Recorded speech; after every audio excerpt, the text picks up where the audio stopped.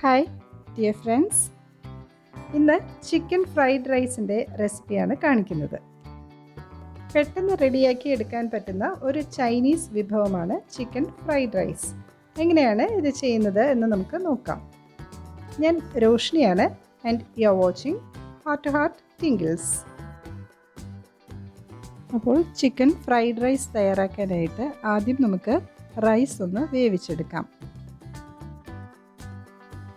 1/2 kilo basmati rice എടുത്തിട്ടുണ്ട്.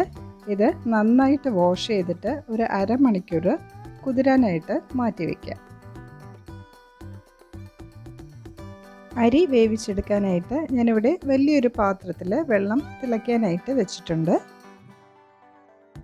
വെള്ളം തിളച്ചു തുടങ്ങുമ്പോൾ നമ്മൾ അരമണിക്കൂർ കുതിർത്ത അരി ഇതിലേക്ക് ചേർത്ത് കൊടുക്കാം.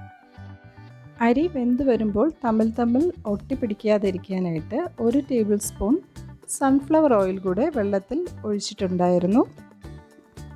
ആവശ്യത്തിന് ഉപ്പ് കൂടെ ചേർത്ത് കൊടുക്കാം.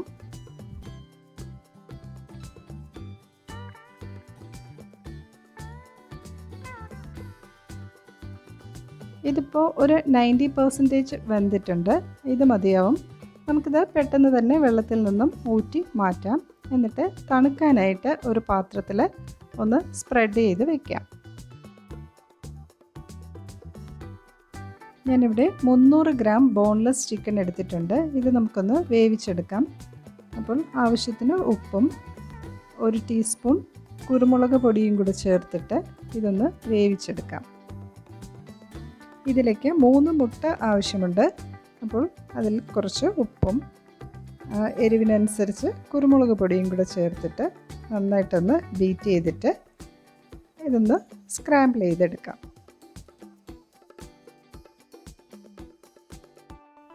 ഇതിനായിട്ട് ഒരു പാൻ അടുപ്പത്ത് വെച്ചിട്ടുണ്ട്. 1 ടീസ്പൂൺ സൺഫ്ലവർ ഓയിൽ കൂടെ ഒഴിച്ചിട്ടുണ്ട്. എണ്ണ നല്ല ചൂടാകുമ്പോൾ നമുക്ക് മുട്ട ഇതിലേക്ക് ഒഴിച്ചു കൊടുക്കാം. എന്നിട്ട് ഇതൊന്ന് സ്ക്രാമ്പിൾ ചെയ്തെടുക്കാം.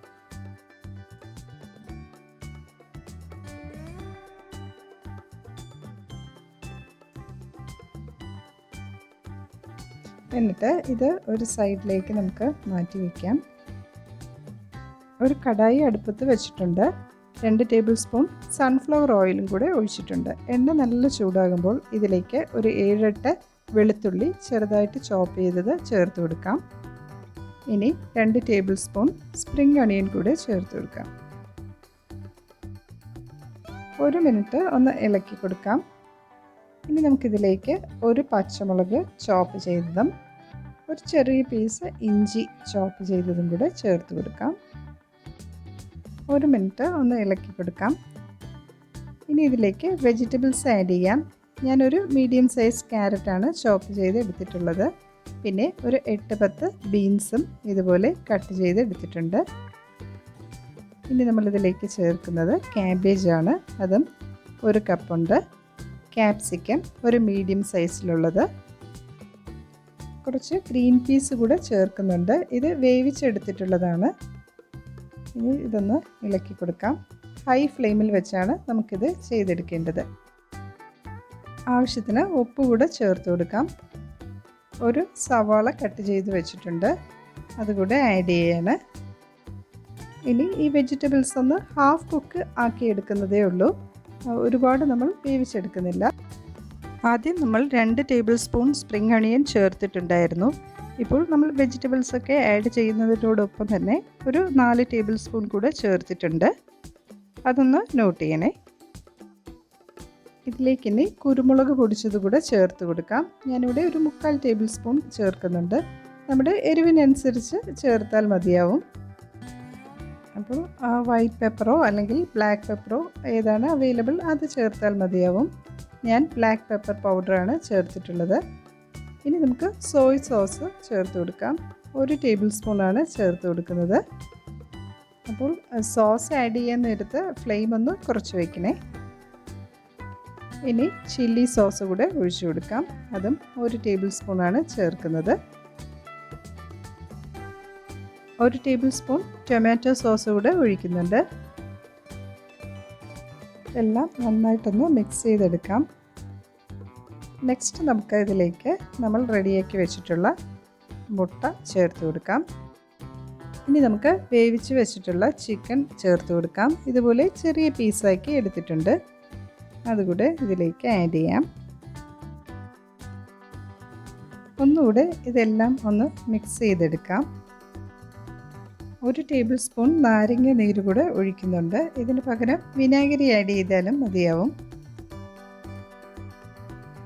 ഇനി നമുക്ക് ഇതിലേക്ക് നമ്മൾ വേവിച്ച് വെച്ചിട്ടുള്ള റൈസ് ആഡ് ചെയ്യാം. ഇപ്പോൾ റൈസ് നന്നായിട്ട് തണുത്തിട്ടുണ്ട്. അപ്പോൾ നല്ല തണുത്തതിന് ശേഷമാണ് നമ്മൾ ഇതിലേക്ക് ചേർത്ത് കൊടുക്കുന്നത്. പറ്റുമെങ്കിൽ തലേദിവസം തന്നെ റൈസ് വേവിച്ച് ഫ്രിഡ്ജിൽ വെച്ചിട്ട് അടുത്ത ദിവസം ഫ്രൈഡ് റൈസിന് ഇതുപോലെ മിക്സ് ചെയ്തെടുക്കുന്നതായിരിക്കും നല്ലത്. അപ്പോൾ ജോലിയും കുറച്ച് കൂടെ ഒന്ന് എളുപ്പമാകും. അതുപോലെ തന്നെ റൈസ് ഒരുപാട് കട്ട പിടിക്കാത്ത രീതിയിൽ നമുക്ക് ഫ്രൈഡ് റൈസ് പ്രിപ്പയർ ചെയ്തെടുക്കാനും പറ്റും. ഇതിപ്പോൾ റൈസ് നല്ല തണുപ്പിച്ച് എടുത്തതിന് ശേഷമാണ് ചേർത്തിട്ടുള്ളത്. ഇതിപ്പോൾ കുറച്ച് കൂടുതൽ ക്വാണ്ടിറ്റി ഉള്ളത് കൊണ്ട് 2 പ്രാവശ്യമായിട്ടാണ് റൈസ് ഇതിലേക്ക് ആഡ് ചെയ്ത് മിക്സ് ചെയ്യുന്നത്. കുറച്ച് ഒരു വലിയ പാത്രത്തിൽ മിക്സ് ചെയ്തെടുക്കുന്നതാണ് എപ്പോഴും നല്ലത്.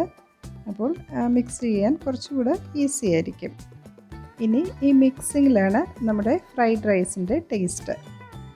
അപ്പോൾ എല്ലാ സ്ഥലത്തും ഒരുപോലെ ഒന്ന് മിക്സ് ചെയ്തെടുക്കാം.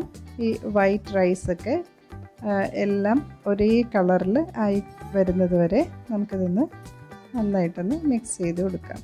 അപ്പോൾ ഇങ്ങനെ ഇളക്കാൻ നേരത്ത് ഇതുപോലെ ഒരു ഉടൻ സ്പൂൺ വെച്ച് ചെയ്യുന്നതായിരിക്കും നല്ലത്. അല്ലെങ്കിൽ റൈസ് പൊടിഞ്ഞു പോകാനൊരു ചാൻസ് ഉണ്ട്. അപ്പോൾ ഇതുപോലെ ഒന്ന് ഇളക്കി നന്നായിട്ട് മിക്സ് ചെയ്തെടുക്കാം. ഇപ്പോൾ ഉപ്പ് ആവശ്യത്തിനുണ്ടോ എന്ന് ഒന്ന് ചെക്ക് ചെയ്തിട്ട് വേണമെങ്കിൽ കുറച്ചുകൂടെ ചേർക്കാം.